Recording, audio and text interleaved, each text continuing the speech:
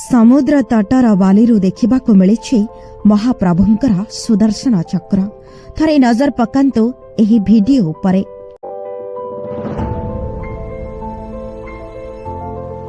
କିପରି ମହିଳା ଜଣକ ସମୁଦ୍ରର ବାଲିକୁ ପାଣିରେ ରଖି ବୁଲାଇଲା ଫଳରେ ହେଇଯାଉଛି ସୁଦର୍ଶନ ଚକ୍ରର ଆକୃତି।